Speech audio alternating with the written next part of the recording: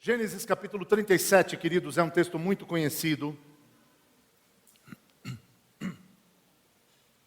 Eu quero ler com vocês a partir do verso 12.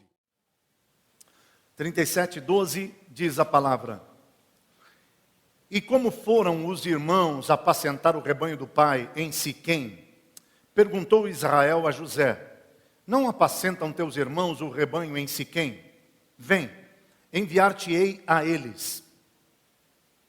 Respondeu-lhe José: Eis-me aqui. Disse-lhe Israel: Vai agora e vê se vão bem teus irmãos e o rebanho, e traze-me notícias. Assim o enviou do vale de Hebrom, e ele foi a Siquém. E um homem encontrou a José, que andava errante pelo campo, e lhe perguntou: Que procuras? Respondeu: Procuro meus irmãos. Dize-me, onde apacentam eles o rebanho? Disse-lhe o homem: Foram-se daqui, pois ouvi-os dizer: Vamos a Dotã. Então seguiu José atrás dos irmãos e os achou em Dotã. De longe o viram, e antes que chegasse, conspiraram contra ele para o matar. E dizia um ao outro: Vem lá o tal sonhador. Vinde, pois, agora, matemo-lo e lancemo-lo numa destas cisternas. E diremos: um animal selvagem o comeu.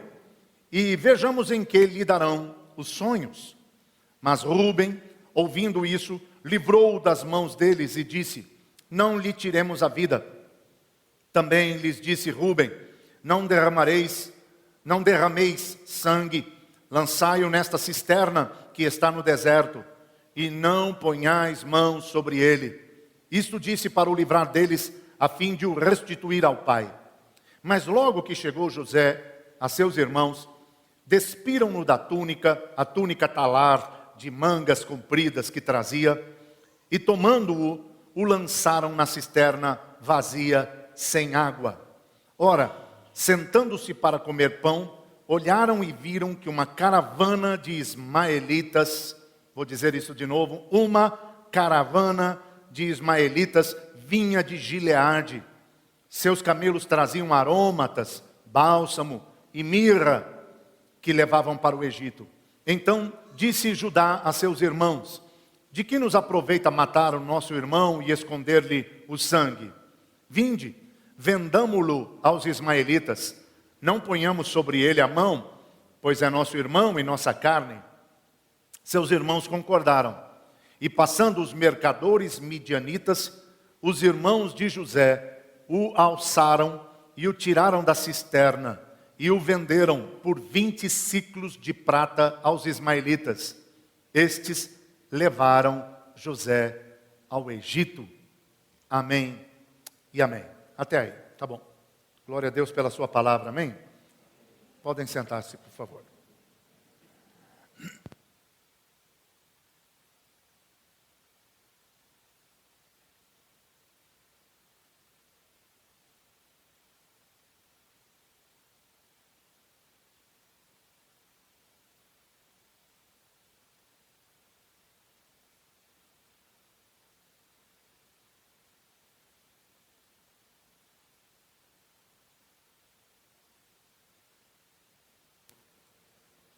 Tá certo aí? Agora sim?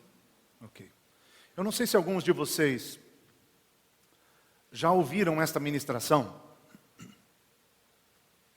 Eu acho que não a compartilhei no Café de Pastores e Líderes, mas sei que já a compartilhei aqui na nossa comunidade.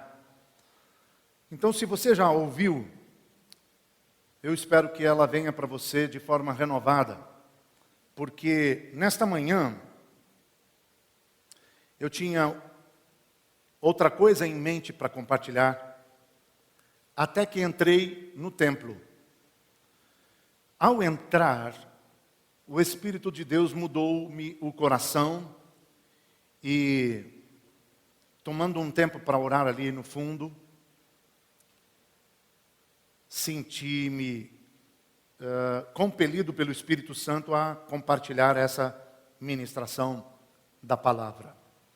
Então eu acredito que de alguma maneira isso vai ser um rema para alguém, mas também pode ser uma bênção para todos e até para aqueles que já ouviram antes. Amém? Vamos manter nosso coração aberto para o Espírito Santo. Bem, nós todos conhecemos a história do contexto dessa experiência de José. Vocês devem se lembrar, ele sonha que o sol e a lua vão se prostrar diante dele, e alguns feixes de trigo vão se prostrar diante dele, vão se dobrar diante dele, e ele entende, assim como os seus irmãos e até seus pais, que o sonho fala de os pais e os irmãos, de alguma maneira, em algum momento, reverenciá-lo. E os sonhos de José acrescentam no coração dos seus irmãos ainda mais revolta e resistência contra o próprio José. Ele já tinha um problema com José, porque o menino era o preferido do pai. Algum de vocês aqui foi preferido do pai, não?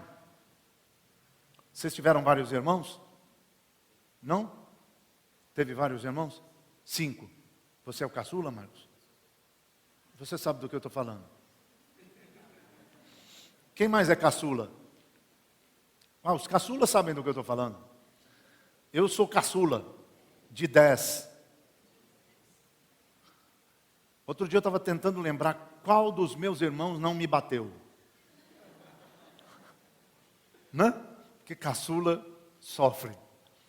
E quando o caçula ainda é preferido do pai ou da mãe, eu era o preferido da mãe.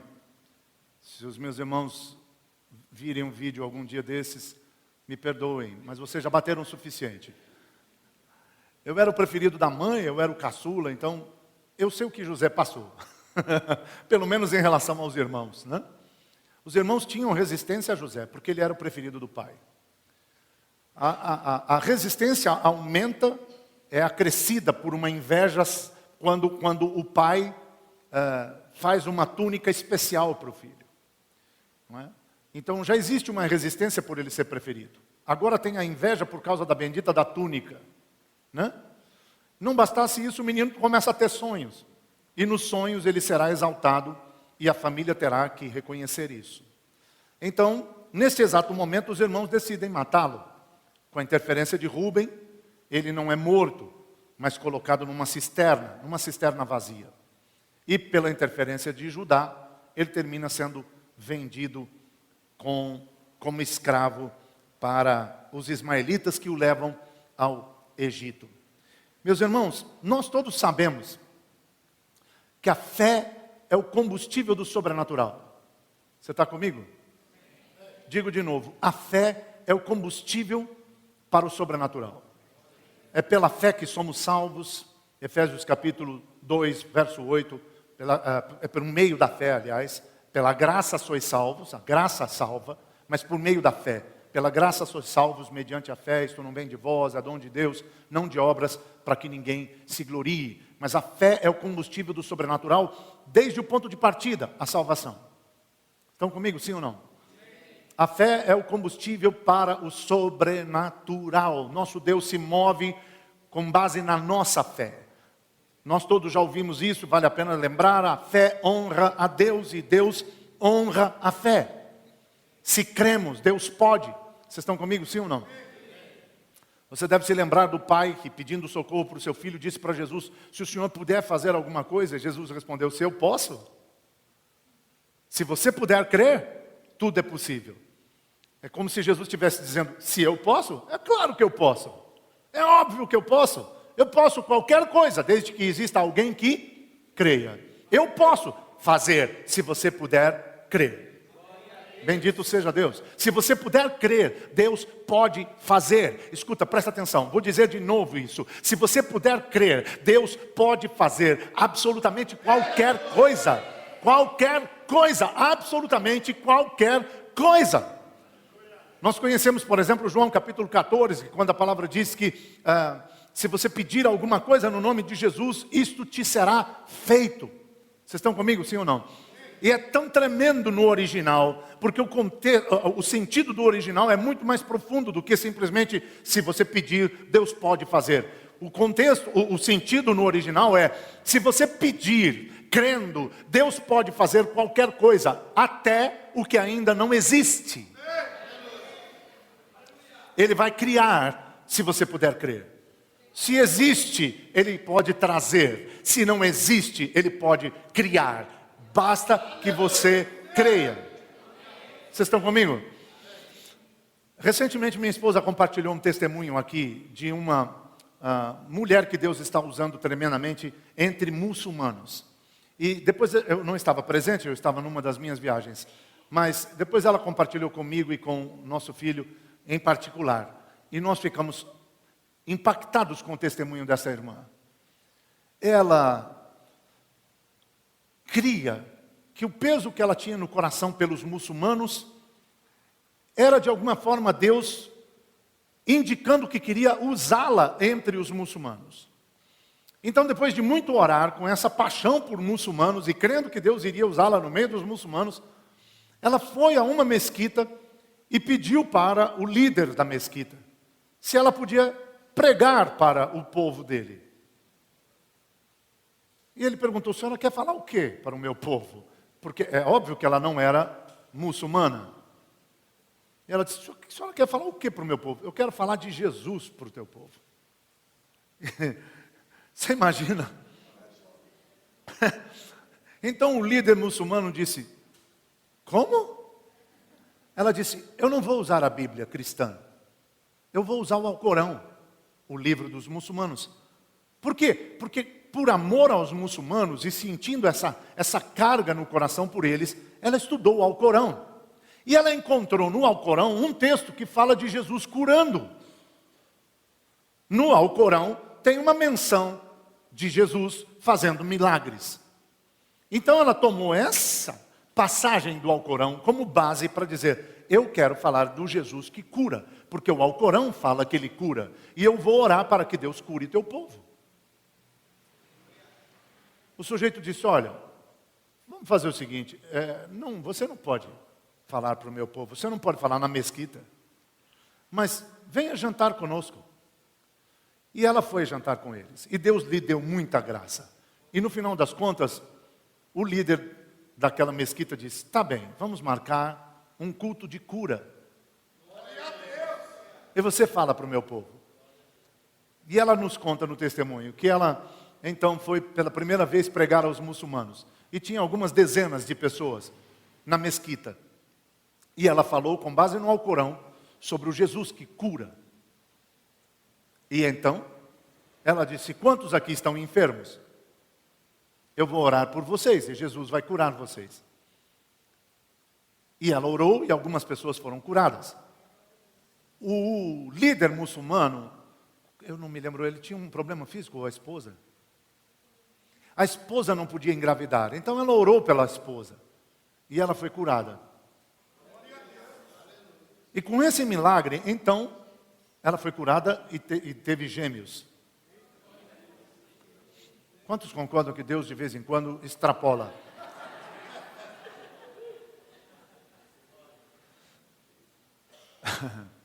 Eu gosto disso. E então, com essa cura, com os gêmeos, esse mesmo líder muçulmano organizou uma outra reunião para ela. E nessa outra reunião, ela foi e pregou a 4.000 muçulmanos. Numa primeira cruzada de curas entre eles. E houve muitas curas.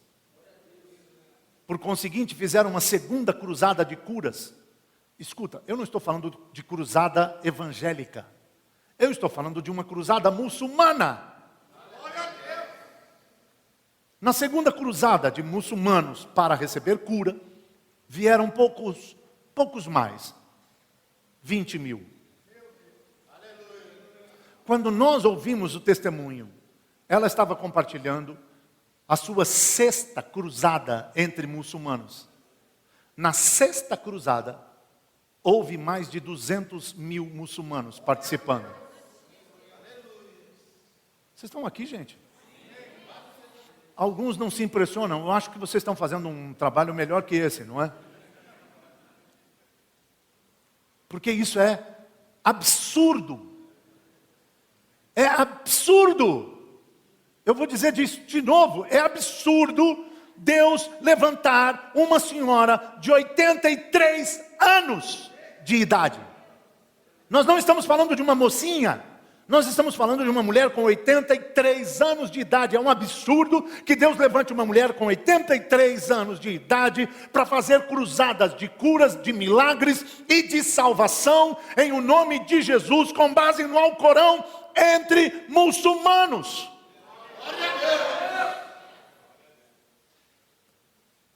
Sabe o que mais me chocou?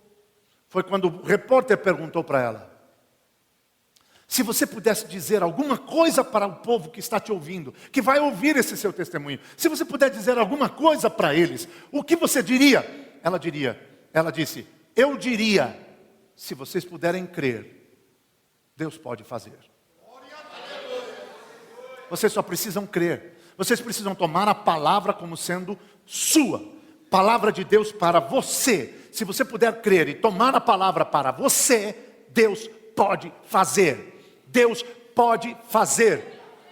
Meu irmão, deixa eu dizer para você, Deus pode fazer o que é preciso ser feito na sua família. Deus pode alcançar o mais incrédulo dos seus parentes. Deus pode restaurar os casamentos da sua parentela que estão abalados. Deus pode tocar tua casa. Deus pode melhorar teu casamento. Deus pode abençoar tuas finanças. Deus pode abrir novas portas. Deus pode gerar novos empregos. Deus pode produzir conexões. Deus pode trazer milagres financeiros. Deus pode te suprir. Deus pode te abastecer. Deus pode realizar. Deus pode surpreender. Deus pode salvar tua família. Deus pode abençoar teu trabalho. Deus pode te progredir nos estudos. Deus pode abençoar o teu ministério e até interferir nele e causar uma reviravolta tão extraordinária que você mesmo ficará como quem sonha, porque se você pode crer, Deus pode fazer.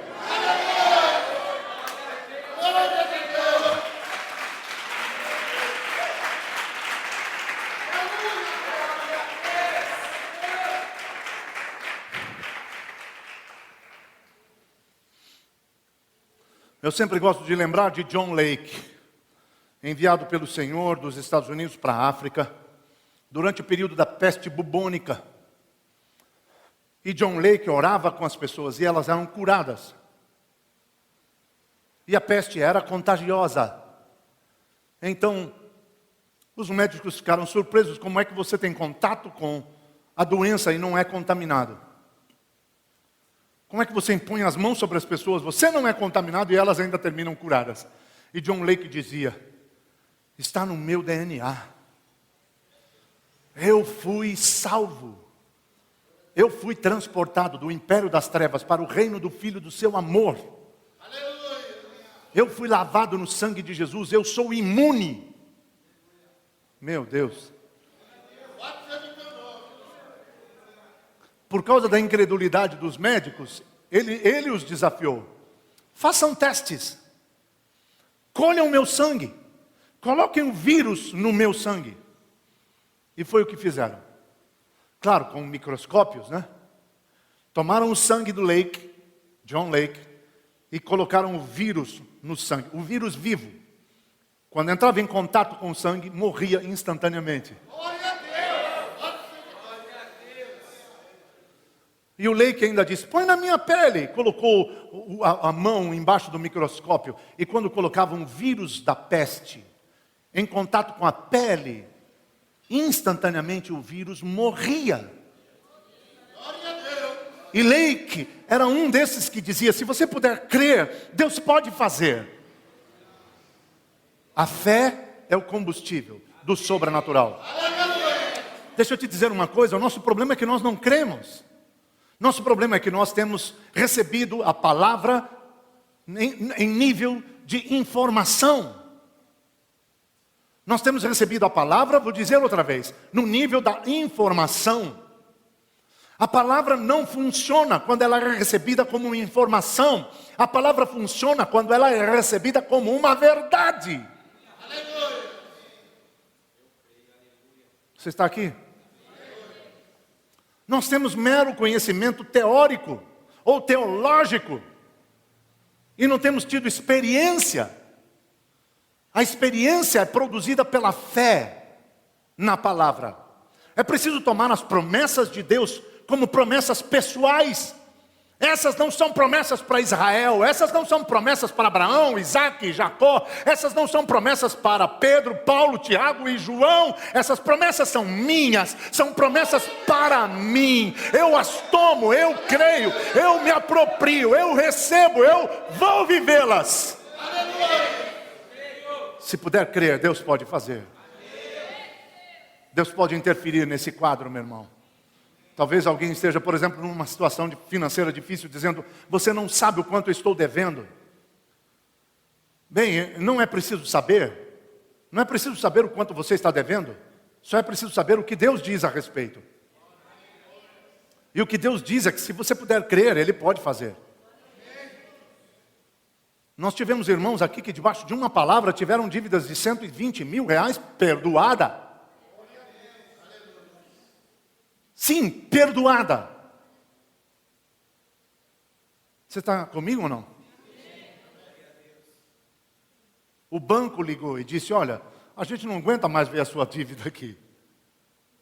Você não quer negociar? E ele disse: eu não tenho como negociar. Eu estou desempregado. E o gerente do banco disse: qual é a tua área de trabalho? Ele disse: eu tinha uma empresa e tinha sócios, enfim, o mercado não nos favoreceu, a empresa quebrou, e nós saímos sem nada. O gerente disse: você saiu sem nada, você não tem nada que você possa dar? Ele falou: rapaz, na divisão dos bens me sobrou uma máquina. Ah, uma máquina? Essa máquina é de quê? É disso. O gerente falou: me dá um tempinho que eu ligo depois. Mais tarde o gerente ligou para ele e disse: olha, eu tenho um outro cliente que precisa de uma máquina. Dá a máquina para o cliente e a gente perdoa a sua dívida. Fica resolvido, o cliente depois acerta com a gente. Você está aqui?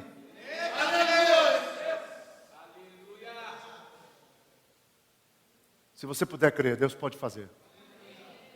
Eu não sei onde você está precisando da intervenção de Deus. Eu não sei em que áreas você está precisando do agir da mão bendita e poderosa, a destra fiel do Altíssimo. Eu não sei em que áreas, em que setor da sua vida, da sua história, da sua família, casamento, das suas finanças, ministério. Eu não sei. Saúde, onde quer que você precise do agir da potente mão de Deus. Ele estenderá a sua mão, Ele liberará a palavra, Ele enviará o seu poder. Simples e tão somente se você puder crer, porque a fé é o combustível para o sobrenatural.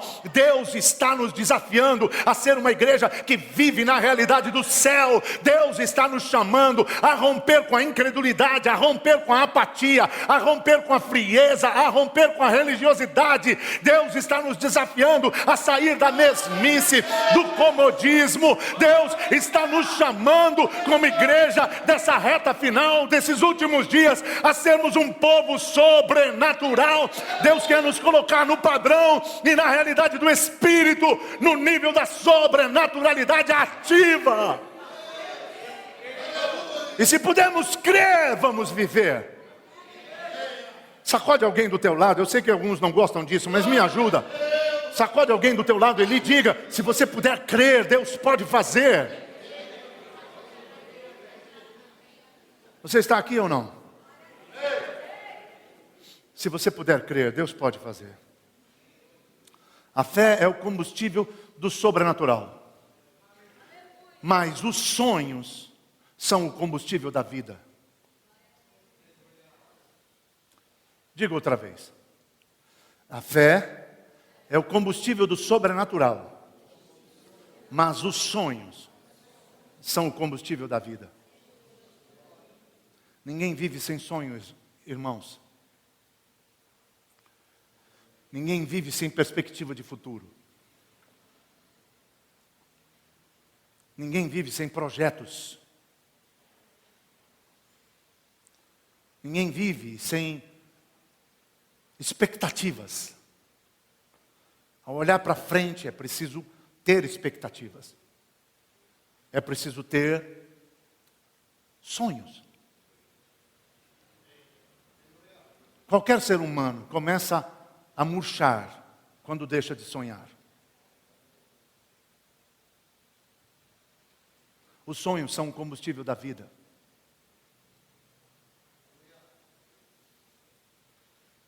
Vocês estão comigo? Com base no que nós acabamos de ler, alguém poderia dizer, mas os problemas de José foram exatamente por sonhar. Eu não estou dizendo que os seus sonhos não vão trazer alguns problemas consigo. Mas independente do que os sonhos possam acarretar, e independente do que os sonhos possam exigir, são eles que vão te manter vivo. Vocês estão aqui, gente? Sim ou não?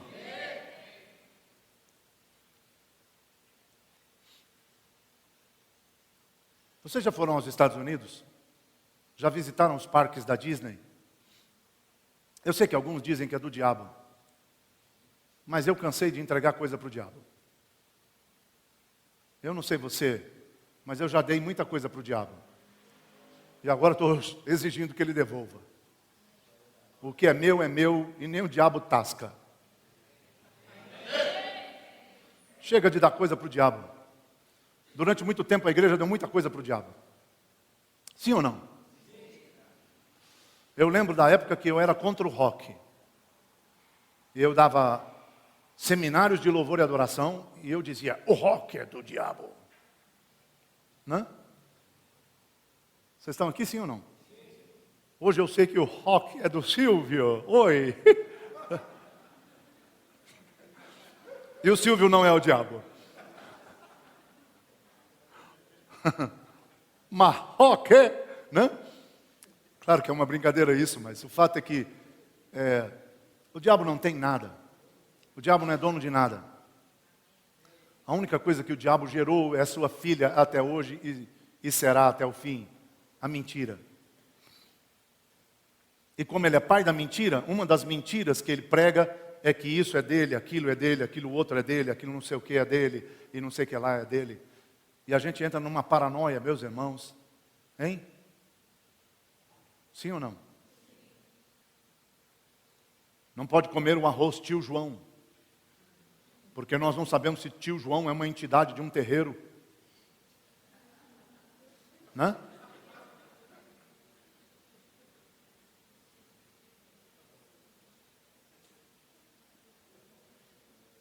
Não pode comer feijão tropeiro, porque o tropeiro é símbolo de uma entidade, de um principado, de uma potestade, que é o laçador, que é o homem valente. Já ouviu essa?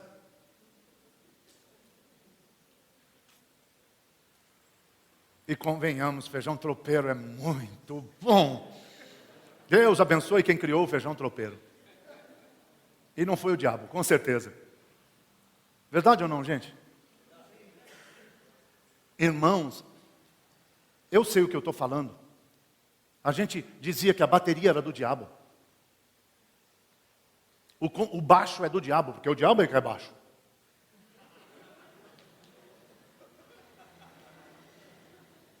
A guitarra é do diabo. A gente montou uma banda para o diabo e ele saiu tocando para tudo quanto é canto. O diabo foi fazendo seminários de louvor e apresentações de música pelo mundo afora. E os instrumentos foram a igreja que deu. Patrocinamos a banda do capeta. Meu Deus, porque tudo era do diabo. E nós nos aprofundamos nisso. A ponto de que, por exemplo, eu viajo todo fim de semana. Bom, não todo fim de semana. O primeiro fim de semana eu estou aqui. Mas os demais, normalmente eu estou pregando em algum outro lugar. Então, eu não entrava todo fim de semana numa cidade diferente para ministrar numa igreja diferente, para um povo diferente e, portanto, um hotel diferente. Eu sempre gosto de dizer, alguns hotéis eram 5 estrelas. Outros hotéis onde me colocam são hotéis 4 estrelas, outros são 3 estrelas, outros... A estrela sou eu. Já me colocaram em alguns de estrela decadente. Não é cadente, não, é decadente. Mas o fato é que eu não entrava num quarto de hotel sem antes ungir tudo. Gente do céu. Tinha que bisuntar tudo. Tinha que ungir os umbrais, tinha que ungir a cama, tinha que ungir a cadeira, a escrivaninha, tinha que ungir o banheiro, a pia, o vaso sanitário, porque eu não sei se algum demônio usou o vaso. Algum demônio com disenteria, por exemplo, o que é pior. Não é? E isso tudo, no final das contas, eu acho que o diabo gargalha. Ele se diverte com essas coisas. Vocês estão comigo, gente? Por quê? Porque fica com peso sobre nós. Nós é que ficamos com peso que tem que... Né? A gente termina vendo demônio em tudo. Em tudo e em todos. Só não vê na gente. Né? E às vezes quem vê demônio em tudo e em todos, na verdade, está vendo com os olhos do demônio que está nele. Irmãos amados, a gente faz da nossa vida uma guerra, um fardo, né? Olha, irmão, essa camisa não pode, né? Por quê? Porque ela é da Nick. Né? Se você não sabe, Nick é uma entidade diabólica. E inventam. Né? Ou então, é porque a Nike, é a Nike, né, gente? Eu estou brincando. É porque a Nike patrocina movimento gay. Olha, Santo de Israel. Vou te contar uma coisa, hein?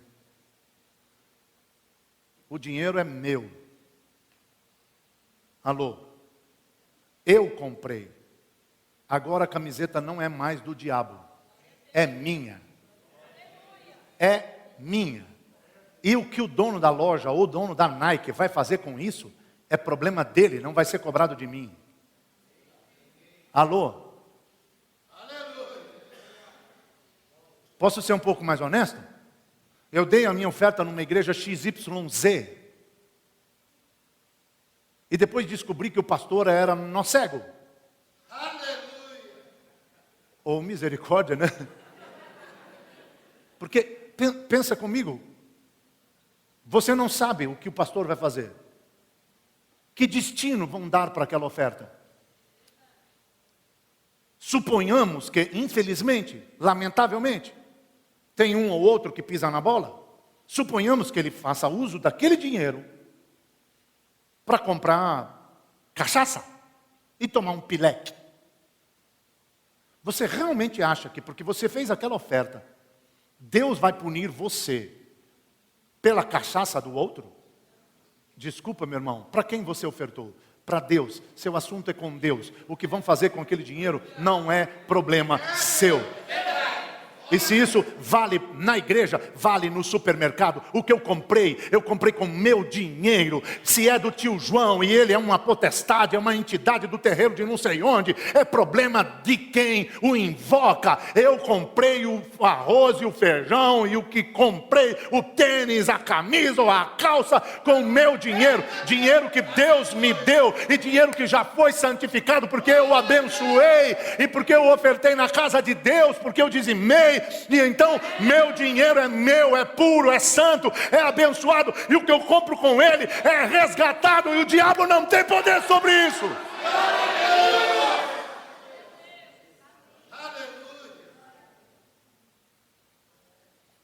Temos que sair dessa paranoia.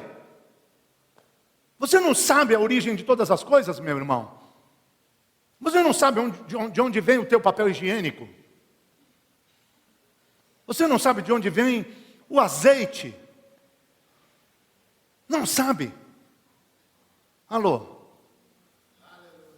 Você pode saber A, B ou C. Você pode ter uma lista de produtos que têm pacto com o diabo ou que têm abastecido o movimento homossexual ou até o movimento terrorista? Você pode saber, você pode ter uma lista, mas você não sabe tudo. Você está comigo, sim ou não? Imagine se você tem uma lista de 3.000 produtos. Não, deixa eu exagerar. Você tem uma lista de 30.000 produtos endiabrados. Produtos do cão. Você tem a lista, produtos do capeta. Você tem outra lista que é produtos terroristas, que apoiam o terrorismo. E você tem uma outra lista, produtos que apoiam o homossexualismo. Todos os produtos que você compra estão nessa lista? Não. De repente você comprou um outro produto que não está na lista e você não sabe. Mas tem impacto. Tem alguma maracutaia, tem algum problema envolto no produto. Lá na origem. E você acha que porque quando você leva isso para a sua casa é amaldiçoada? Não, você não conhece o seu Deus, desculpe. O seu Deus te deu dinheiro, o seu Deus abençoou você. O seu Deus te deu condições de comprar. E o seu Deus, quando você compra, vai abençoar esse produto por sua causa. Por sua causa, Deus abençoa. Por sua casa, Deus guarda. O meu Deus não anda procurando uma desculpa para me arrebentar. O meu Deus não anda procurando causas para me punir. Meu Deus não anda procurando justificativas para complicar a minha vida. O meu Deus trabalha por aqueles que nele esperam. O tempo todo Ele trabalha para abençoar. O tempo todo meu Deus trabalha para abençoar e nos fazer felizes. Nosso Deus não trabalha para complicar a nossa vida. Ele trabalha para torná-la mais fácil e mais feliz. Vocês estão aqui, sim ou não? Mas aquele produto é do diabo. Então quando eu chego com o produto na porta da minha casa, deve haver um anjo que diz: olha aqui, o produto entra, você não. Porque a minha casa é guardada, a sua casa é guardada. Tem sangue nos umbrais da nossa casa. E é o sangue do Cordeiro. Aleluia. Estamos juntos? Estamos juntos? Bem, isso foi um parêntese. Eu espero que sirva. Eu só estou querendo dizer, eu só disse tudo isso porque eu estava te perguntando, você conhece os parques da Disney? É um absurdo de grande, de extraordinário. E a tecnologia aplicada nos parques. A excelência dos atores, dos funcionários. Imagine, você chega num parque e não importa qual seja o seu idioma, não importa, sempre vai haver um funcionário que fale a sua língua. Qual é o nome disso? Excelência. A primeira vez que eu fui no parque, meu inglês ainda era meio coreano. E eu não sabia falar o que eu estava querendo falar. Então, eu ficava tentando e o cara ansioso. Porque quando você está comunicando e a pessoa não consegue te entender, ela fica ansiosa. Aí, finalmente, ele disse assim para mim: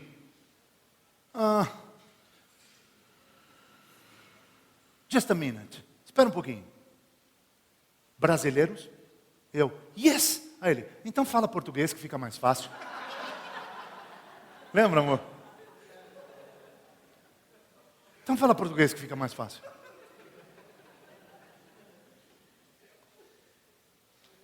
Mas gente, tem brasileiro aqui, que maravilha. E ele nos disse, aqui tem um funcionário para qualquer idioma.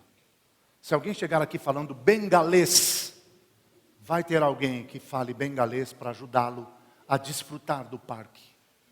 Isso se chama excelência. Isso se chama excelência.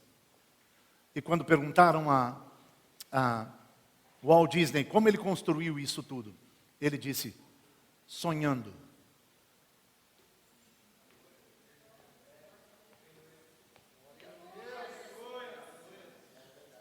Sonhando. Tanto que o tema da Walt Disney é o quê? Seus sonhos estão a caminho. Olha, irmão, eu vou tomar isso como profético. E vou te dizer, Seus sonhos estão a caminho, irmão. Eu sei que eu estou correndo o risco de alguém amanhã ouvir essa ministração no YouTube dizendo: olha, ele disse que o Walt Disney era profeta. Não, eu não disse isso. Mas tem sempre alguém que pega um pedacinho, né? Comigo nunca houve, graças a Deus, nem haverá. Mas enfim, fica a dica. Eu não estou dizendo que o Walt Disney é profeta, né? E nem estou usando o Walt Disney como exemplo. Eu só estou dizendo que se ele pôde sonhar e construir com base nos sonhos, imagine o que nós, que sonhamos e cremos, podemos construir com base na palavra. Vocês estão aqui? Um dos líderes cristãos mais renomados e mais influentes no mundo hoje, César Castellanos, o fundador do movimento G12. Nós não somos G12, então não queira criticar, apenas entenda. O movimento G12 hoje está em todos os países do mundo. E começou com um pequenininho varão. Ele é pequenininho, acho que ele bate aqui. É sim, meu amor. Colombiano. A visão começa com ele. Na verdade, se você for traçar uma linha histórica, começa antes. Começa com David Yong Cho, lá na Coreia do Sul. E na verdade, se você for traçar a linha, começa antes. Começa em Jerusalém. E reuniam-se todos os dias de casa em casa. Mas esse homem conseguiu maximizar a visão e espalhá-la para o mundo. Ele é um dos líderes mais influentes e mais respeitados no meio cristão da atualidade. Um dos seus livros mais extraordinários, e você deveria ler, chama-se Sonha e Ganharás o Mundo. Porque quando perguntam a ele qual é o segredo, ele disse: sonhar. Sonhar é o segredo. Você sonha com o quê? Vocês estão aqui, gente, sim ou não? Eu já preciso terminar, então deixa eu correr. Você sonha com o quê? Onde estão seus sonhos? Vamos falar do nosso Walt Disney brasileiro. Chega a dar vontade de chorar. Mas é assim que ele é chamado. Walt Disney brasileiro. Monteiro Lobato. Que diferença. Mas Monteiro Lobato é um dos autores mais renomados na história do Brasil. Ele, com as suas fábulas e seus contos, e o Sítio do Pica-Pau Amarelo, influenciou gerações. Sim ou não? Vocês têm dificuldade de admitir, gente? Ele é um autor renomado. Ele influenciou gerações. Ainda influencia. Monteiro Lobato diz o seguinte: no começo, tudo é loucura. Mas nada que o homem fez no mundo teve início de outra maneira. Tantos sonhos já se cumpriram que não temos o direito de duvidar de nenhum.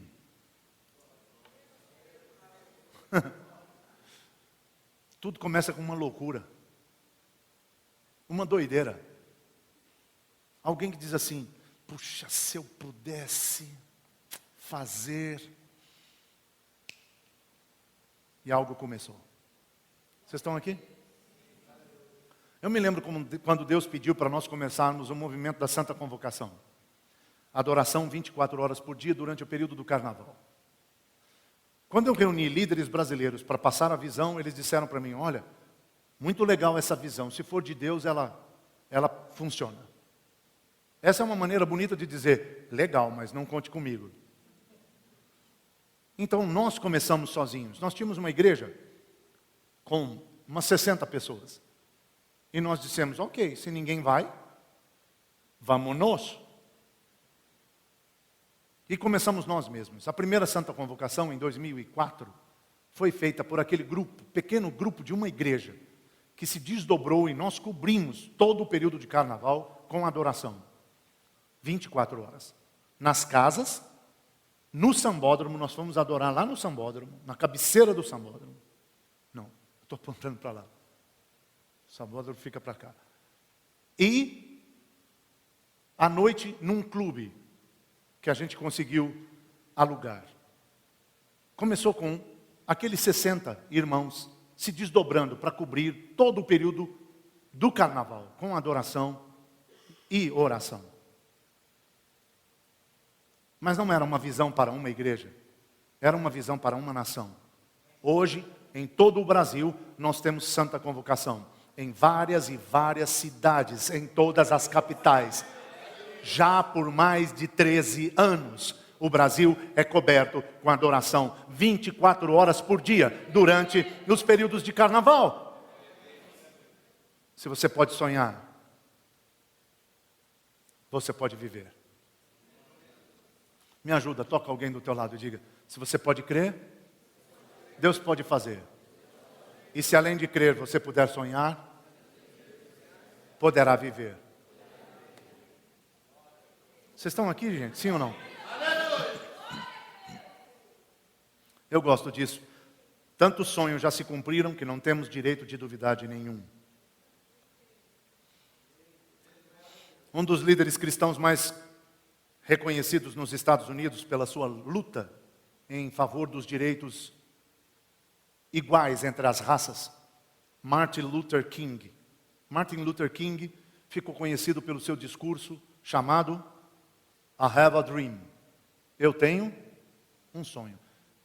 Quando havia diferença entre as raças e os negros não tinham valor, tudo começou com um negro que tinha um sonho. Um sonho. Você está comigo, sim ou não?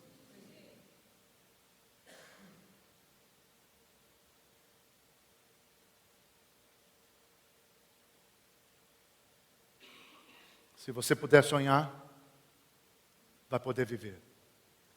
Deixe-me tentar concluir isso. Não nos basta ter fé, é também preciso sonhar. Só que quem sonha vai enfrentar dois inimigos comuns que sempre se opõem aos sonhos. Vou dizer novamente. Há pelo menos dois inimigos comuns que procuram resistir qualquer sonho. Quem crê e sonha vai ter que enfrentá-los. O primeiro é a oposição humana ou espiritual, ou a oposição natural, ou mesmo emocional. Sempre que você crê e consegue sonhar, você vai se deparar com oposições. Esse é o primeiro inimigo comum de qualquer sonho: oposição. Me ajuda a pregar, vocês já estão começando a desanimar. Toca alguém do teu lado e diga: todo sonho, pequeno ou grande, enfrenta resistências. Você vai ter que vencer a oposição. Eu quero colocar para você, no caso de José, a oposição foi humana, representada pelo ato de seus irmãos. Seus irmãos se opuseram ao seu sonho. Seus irmãos resistiram ao seu sonho. E seus irmãos trabalharam para matar o seu sonho. Vocês estão comigo? No nosso caso, os sonhos podem enfrentar oposição humana. Às vezes, por exemplo, nós mesmos pastores, em oração, ouvimos algo de Deus, ou a palavra nos ministra, nasce uma ideia, a gente vem para a igreja babando de ânimo, não é? Cheio de gás, e a gente diz: irmãos, eu estou com um novo projeto e Deus vai fazer e vai funcionar e vai ser extraordinário e vai ser tremendo. O que os irmãos acham? Cri, cri, cri, cri, cri. Normalmente levanta um, que é o tesoureiro. Ele diz: pastor, mas o problema é que a gente não tem dinheiro para isso. Vocês estão aqui ou não?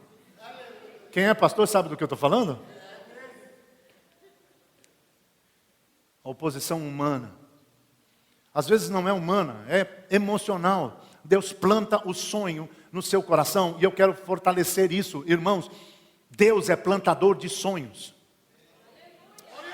E eu quero aproveitar isso para desmistificar algo. Por favor, presta atenção. Alguns de nós entramos em crise quando temos sonhos e a gente quer saber se o sonho é de Deus ou se o sonho é do diabo. E eu quero te dizer algo clara e evidentemente: o diabo não dá sonhos bons. O diabo cria pesadelos. Deus é que planta sonhos. Sonhos bons vêm de Deus. Estamos juntos? Eu não sei se o meu sonho veio de Deus ou veio do diabo. O sonho é bom? Veio de Deus. Do diabo não vem nada bom.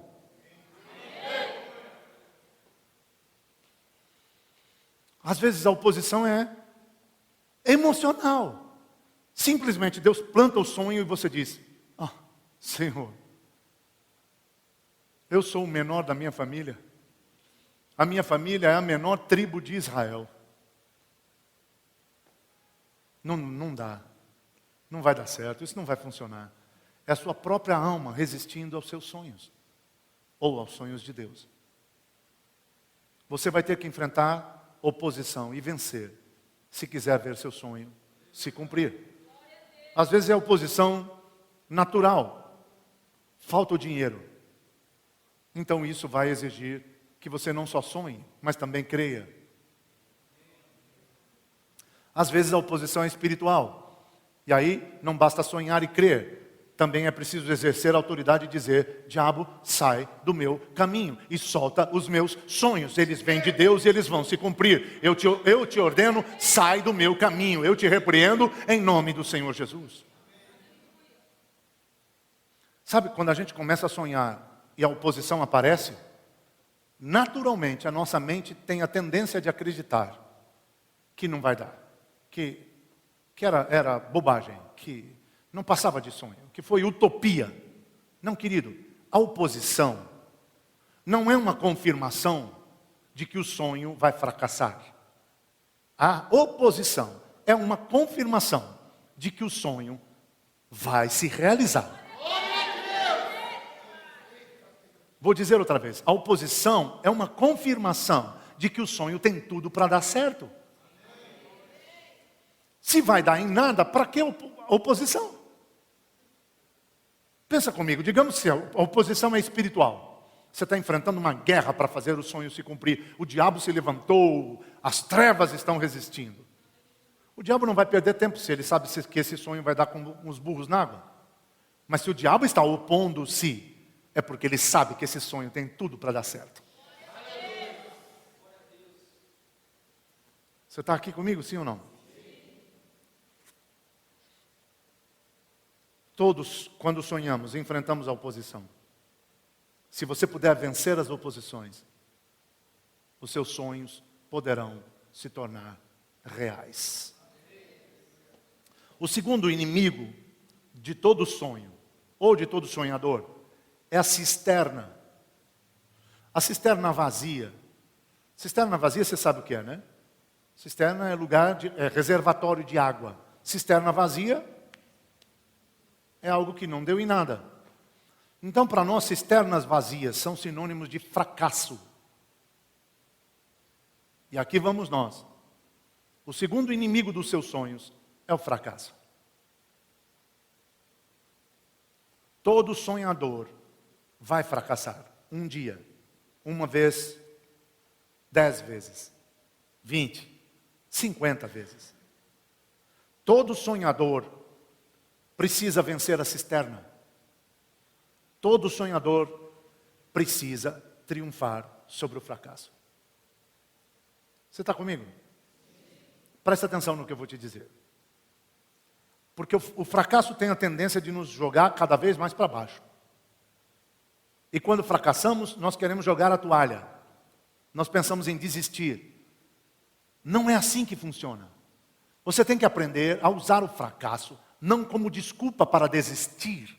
Você tem que aprender a usar o fracasso como trampolim para seguir.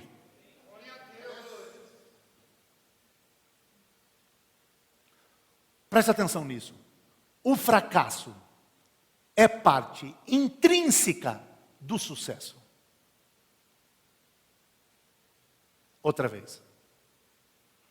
O fracasso é parte do processo. Você está aqui? O grande Einstein. Albert Einstein? Estou falando hebraico? Estou sim. Albert Einstein era israelense, judeu. Albert Einstein, o grande Albert Einstein, tinha problemas com matemática. Já pensou se o cara desiste? Certa feita ele chegou em casa quando o garoto chorando. E a mãe foi saber o que havia de errado. Ele disse: eu não sei nada de matemática. E o meu professor disse que eu sou burro, porque eu não sei nada de matemática. A mãe o abraçou, beijou e disse para ele: olha para mim, olha para mim. E então lhe respondeu: você não é burro, seu professor que é incompetente. E ele se tornou Albert Einstein.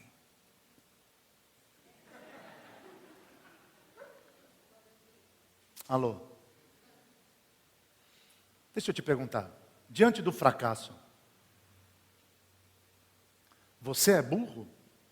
Ou o fracasso não está sabendo te ensinar?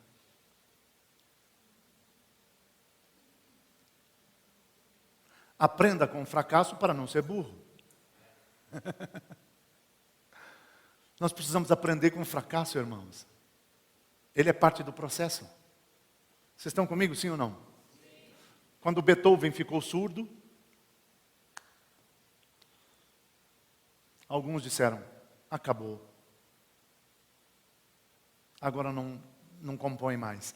Depois de surdo, é que ele compôs ainda algumas das suas melhores obras. Alô? Ele já dominava tanto a música que já não precisava ouvi-la, bastava senti-la. Vocês estão aqui, gente? Sim ou não? Se não me falha a memória, a nona foi depois de surdo? É? Rita? Não lembra? O único momento que eu preciso de você, parente. Mas enfim, sendo a nona ou não, depois de surdo compôs ainda muitas outras obras. Nem tudo termina quando você pensa que acabou. Às vezes, as coisas só estão começando. Sacode alguém do teu lado e diga: meu irmão, a cisterna não é o fim. É só parte do processo. Você está comigo? A diferença entre fracasso e sucesso está na maneira como você vai lidar com o primeiro para poder alcançar o segundo. A diferença entre fracasso e sucesso está na maneira em que você vai enfrentar o primeiro para alcançar o segundo. A forma como você enfrenta o fracasso determina se você vai ser ou não um sucesso. O fracasso não determina que você vai ser uma derrota, vai viver uma derrota. O fracasso não determina que você não vai viver o seu sonho. Mas a maneira como você lida com o fracasso decide se você vai ou não ser um sucesso. Então encare o fracasso com perspectiva de aprendizado, não com perspectiva de derrota. Você está aqui ou não?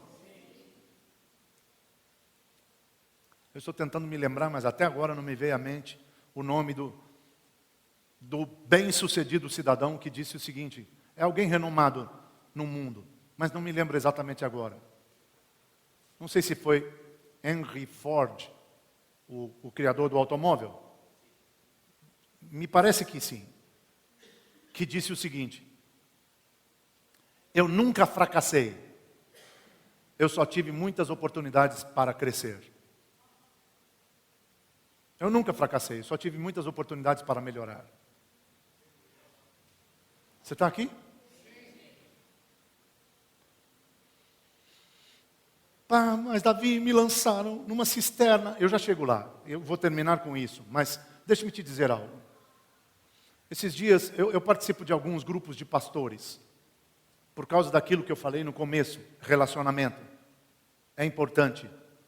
Definitivamente uma andorinha não faz verão. E uma águia, sozinha, não subsiste. A gente precisa uns dos outros. Tem coisa que a gente aprendeu lá atrás e precisava resgatar. Como, por exemplo, eu estava falando para a gente parar de ver demônio em tudo, né? Lá atrás, quando eu era batista, o meu pastor já falava, pare de ver o diabo em tudo. Veja o diabo em tudo e tudo estará cinza. Ele dizia, mas veja Deus em tudo e tudo ficará colorido. Né?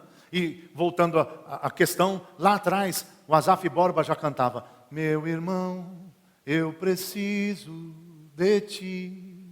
Meu irmão, eu preciso de ti.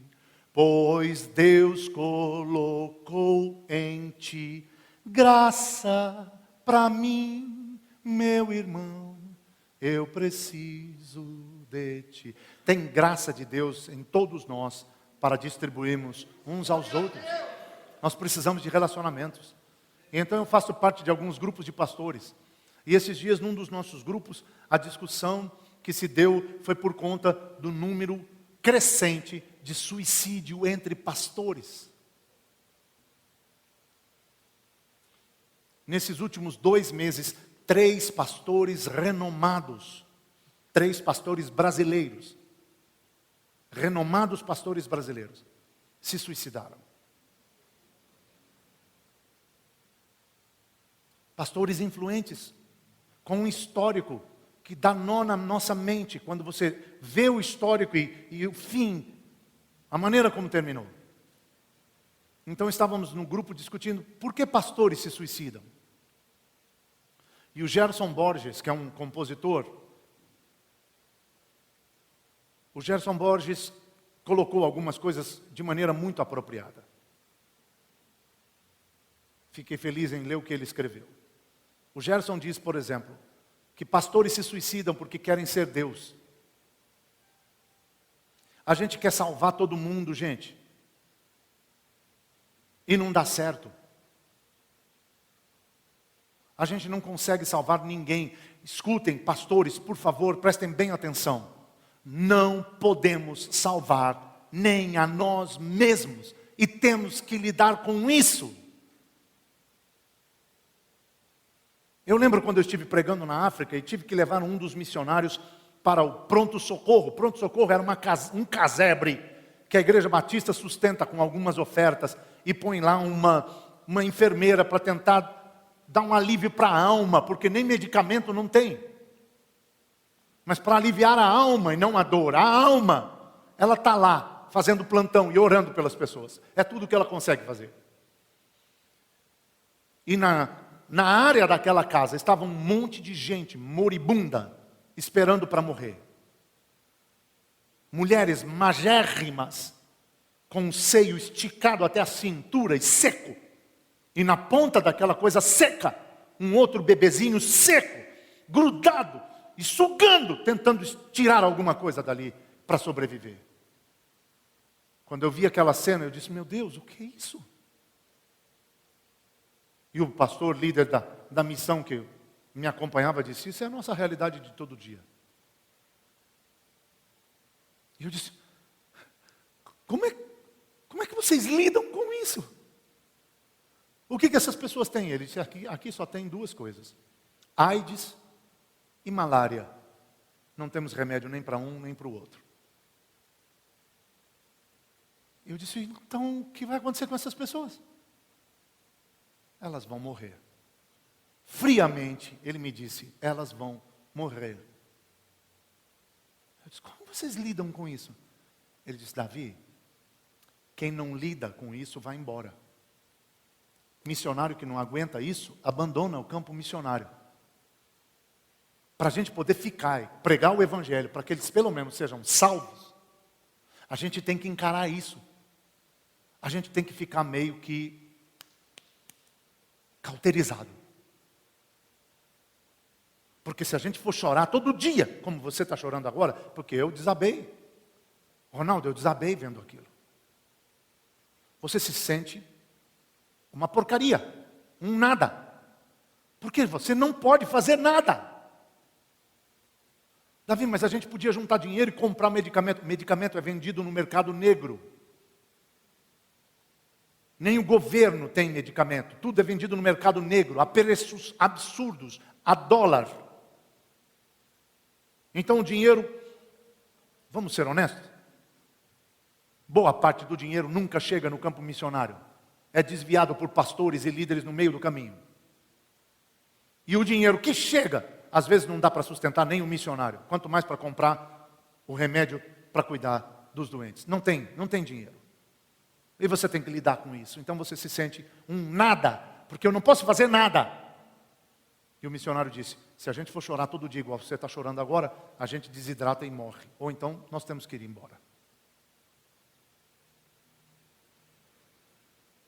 Você está me ouvindo? Esse sentimento de impotência no que diz respeito à salvação tem que ser consciente. Nós não podemos salvar ninguém. Eu sinto muito, pastor, você e eu não somos super-heróis. De vez em quando nós precisamos ser salvos. Alô? Mas alguns queremos ser deuses. Queremos salvar Raimundo e todo mundo. Então a gente faz 12 visitas num dia. Esses dias eu conversando com o pastor, ele me disse, eu faço em média 8 a 12 visitas por dia. Não era nenhum pastor sob minha responsabilidade. Se eu fosse o pastor dele, eu teria dito, para, você está louco. Ninguém pode fazer isso. Ninguém sobrevive fazendo isso todo dia. Por quê? Porque em cada visita você acumula cargas. E nem burro de carga leva sobrecarga.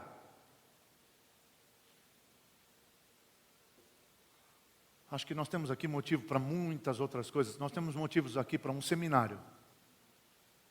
Como pastores, tem que lidar com problemas que fazem a gente se sentir um fracasso. Alguns pastores estão se suicidando porque querem ser deuses. E não dá. Essa brincadeira é ruim. A gente termina morrendo. Não dá para ser Deus. Não dá para salvar todo mundo. Porque às vezes nós precisamos ser salvos. Ou não? Você nunca molhou o pé da sua cama? Jogado embaixo da sua cama e dizendo para Deus, ó Deus, ó Deus, ó Deus, porque às vezes a gente vai orar e nem palavras tem, a gente só consegue falar, Jesus, oh meu Jesus.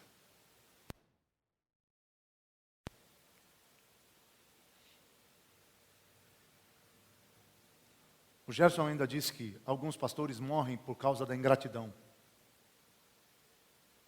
Você se doa, se doa, se doa. Ama, ama, ama, ajuda, ajuda, ajuda, socorre, socorre, socorre. Apoia, apoia e apoia. Ora, ora e ora. Ministra, ministra, ministra, liberta, edifica.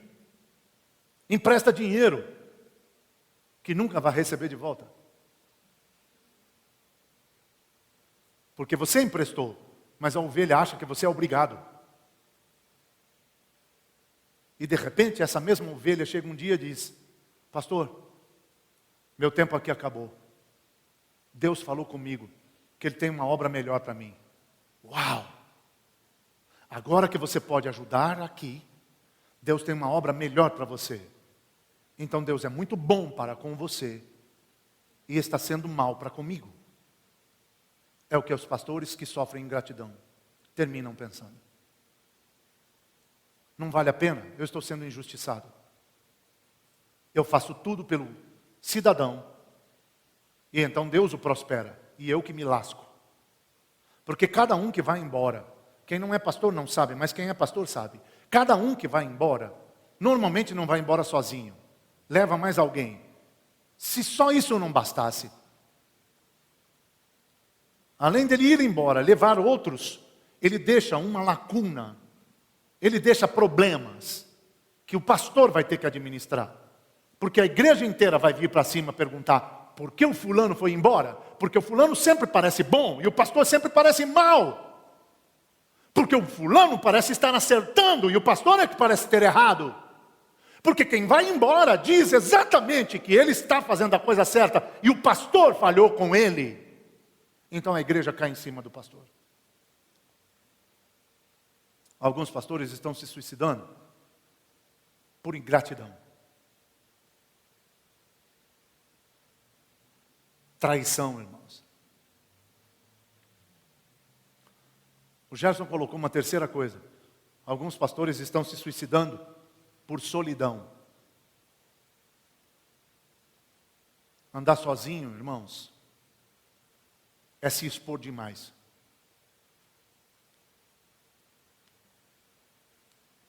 A gente precisa uns dos outros. A gente precisa, irmãos, desculpa, eu estou tomando muito seu tempo, a coisa está chata, vocês querem ir embora? Isso é muito importante.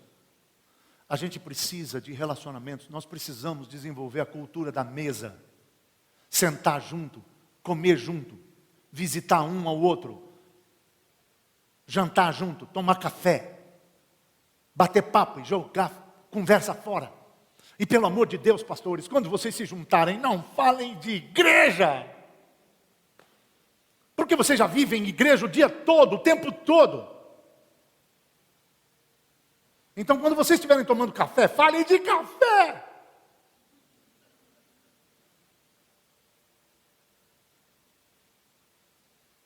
Alô? Ou falem de suas dores. Falem de suas crises, dos seus problemas. Repartam suas cargas uns com os outros, diz a Bíblia.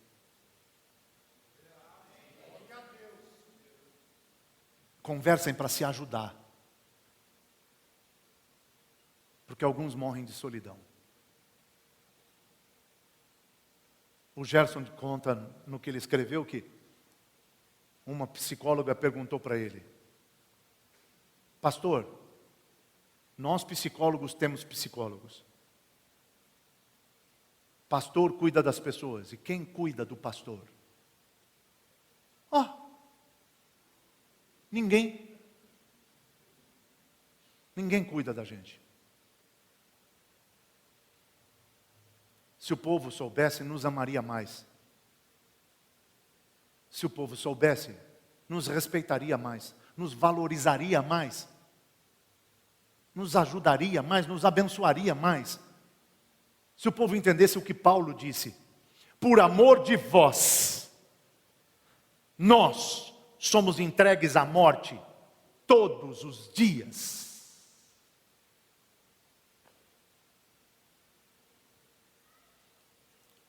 Quantos querem ser pastor depois de hoje? Então, Gerson Borges terminou sua matéria dizendo o seguinte: pastores se suicidam porque são bons. Gente boa é que se deprime. Os lobos não ficam deprimidos. Os lobos ficam cínicos. Os lobos têm mente cauterizada.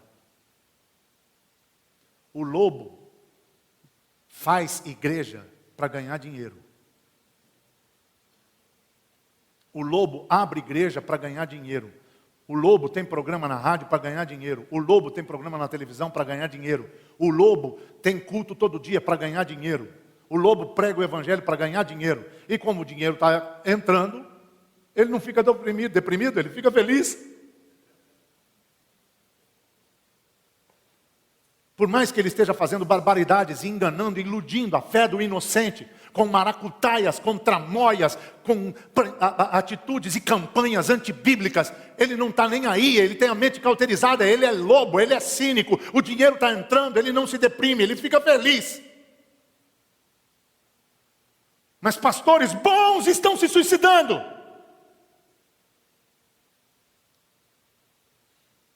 Porque ficam deprimidos. Quando não conseguem salvar seu povo. Quando sofrem traição. E quando não tem ninguém para salvá-los. Então eles morrem.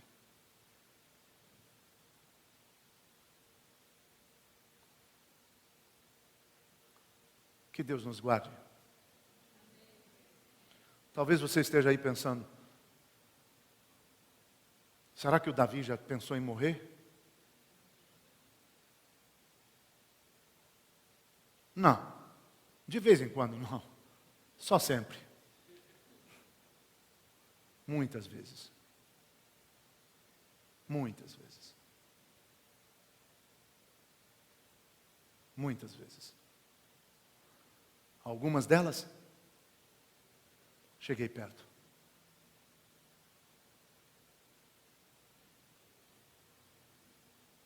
Houve um período que eu olhei para os mercenários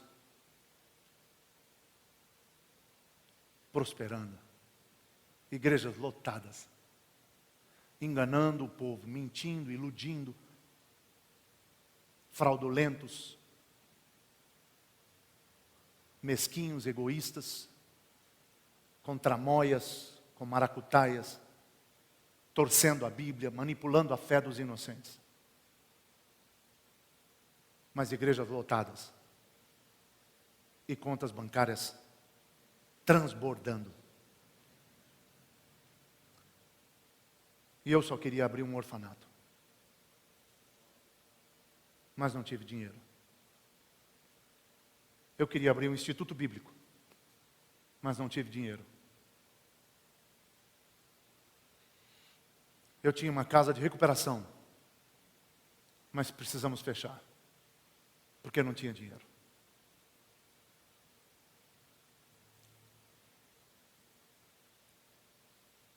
Eu prego o evangelho puro, simples, onde Cristo é o centro e tudo é para a glória dele. Eu não ganho o salário da igreja. Temos 7 pastores nessa comunidade. Nenhum é assalariado, nenhum recebe absolutamente nada, nem ajuda de custo, nem gasolina. E olha que eu moro longe. Eu moro a 40 quilômetros daqui. 40 quilômetros não é longe em São Paulo, Davi.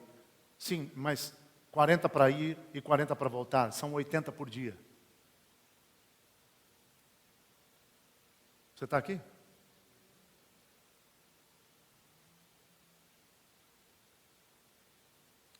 E o combustível nosso é uma beleza. E onde eu moro ainda tem pedágio.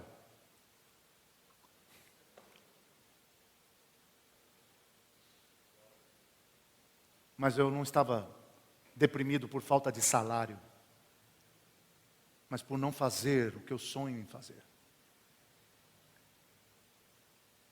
Enquanto outros não fazem nada. E o que fazem, fazem para si. Mas Deus me mostrou que não adianta. Me levou para a palavra, onde Asaf diz exatamente isso. O salmista Asaf. Quando eu olhei para a prosperidade do ímpio, meus pés quase resvalaram. Até que eu corri para a casa do Senhor e meditei no fim deles. O nosso fim está garantido, irmãos. E essa é a nossa esperança. Mas alguns não têm tido estrutura para enfrentar. E não tem sido fácil para muitos. Mas você vai vencer. Porque você está hoje sendo despertado pelo Espírito a ter fé e a continuar sonhando. Ainda, e com isso eu quero terminar, ainda que você tenha sido lançado na cisterna, ainda que o teu sonho tenha esbarrado nas oposições humanas, naturais, emocionais ou espirituais, ainda que não tenha se concretizado, ainda que não tenha chegado à luz e à realidade, ainda que você esteja sofrendo, ainda que a decepção esteja te esmagando e ainda que a frustração esteja tentando consumir todo o seu ânimo. Deixe-me te dizer, a cisterna não é o fim. Deus tem uma caravana preparada, ainda tem uma caravana de anjos preparada. Presta atenção, esta caravana de midianitas estava vindo de Gileade, trazendo aromatas, mirra e essências. Eis que eu tenho algo a te dizer com base nisso. Na cisterna não é o fim. Tem uma caravana de anjos vindo com bálsamos, vindo com mirra, vindo com o melhor de Gileade para curar tua ferida, para fechar as frustrações, as decepções e te abençoar.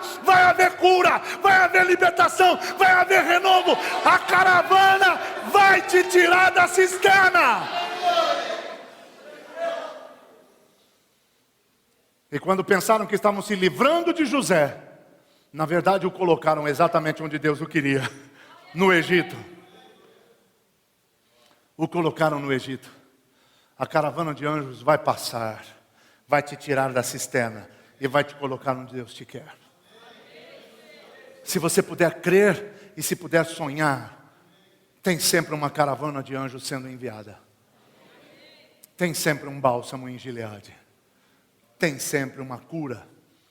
Tem sempre uma restauração. Há sempre um recomeço. E no final, Deus te coloca onde Ele exatamente te quer. Você está comigo, sim ou não? A cisterna não é o fim. É só parte do processo. O fracasso não te destrói, apenas te melhora. Aprenda com o fracasso e você cresce. Aprenda com o fracasso e você se fortalece. Você vai sair da cisterna. A caravana vai passar.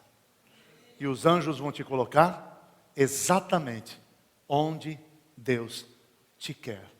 Bendito seja o nome do Senhor. Que alguém diga amém. Que alguém diga aleluia. Toca alguém do teu lado e diga: meu irmão, Deus sempre provê uma caravana para te levar ao centro do propósito. Não se deixe roubar, não se deixe destruir. Deus não nos deu espírito de medo, mas Ele nos deu espírito de ousadia, de intrepidez. Você está comigo, sim ou não? Ele nos deu espírito de poder, Tiago 1,7. Nele nós somos mais que vencedores. Romanos 8,37. E nele nós podemos todas as coisas, porque Ele nos fortalece. Filipenses 4,13. Toma a promessa e a palavra de Deus como sua.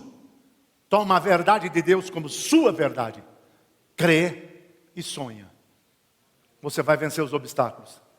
E a caravana passa para te tirar da cisterna e te colocar no propósito. Se você puder crer e se puder sonhar. Quantos dizem amém? Quantos dizem aleluia?